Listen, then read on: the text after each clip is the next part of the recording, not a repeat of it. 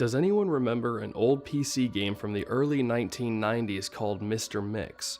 It's mainly a typing game, similar to Mario Teaches Typing, where you have to type words into a box to make a chef, the titular Mr. Mix, put ingredients into a bowl.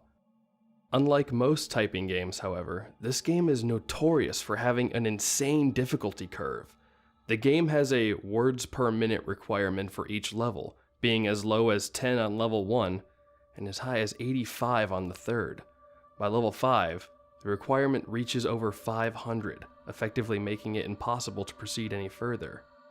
One of the main things that people notice about this game immediately was the background music. The music on the first level was an unsettling pattern of growls that got progressively louder as the level went on, often causing damage to early computer speakers that were not designed to handle extremely high volumes of sound. The second level had no music at all, and the third had what sounded like an extremely low quality recording of a hairdryer playing in the background.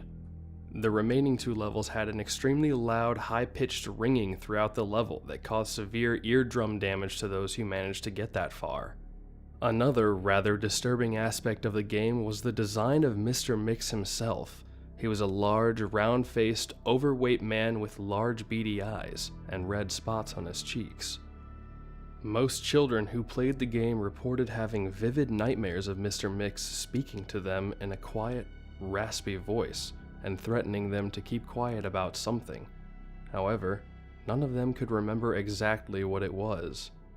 One psychologist who saw many of these children reported being disturbed by the sheer amount of terror on the faces of the children as they recounted the details of the nightmare.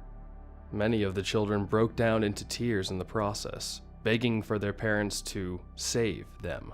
However, no direct relationship to the game itself could be determined by these few cases, as not all children suffered the same adverse effects.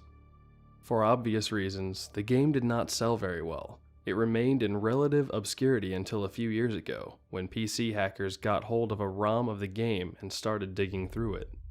Using memory hacking software, they managed to crack the game's code and bypass the impossible fifth level.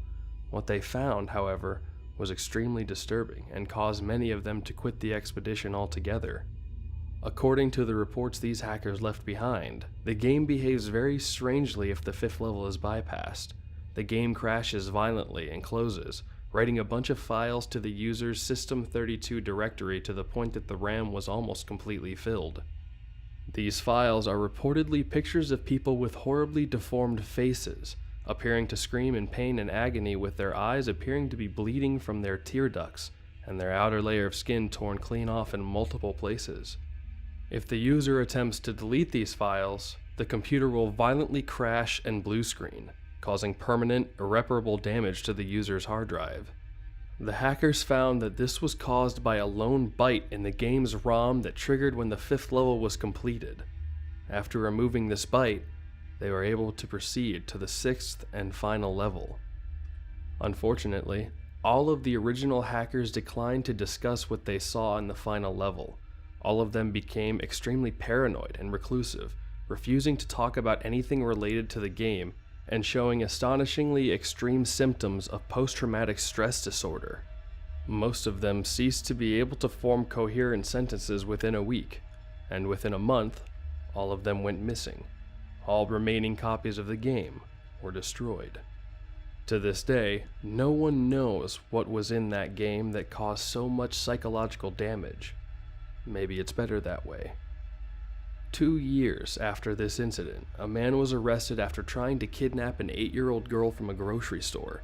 Through DNA and fingerprint analysis, the man was identified as one of the original hackers who viewed the final level of the game. He was wearing a white chef's hat and a look of unspeakable malice and insanity on his face. When interrogated, the man would only say one thing: "I'm Mr. Mix."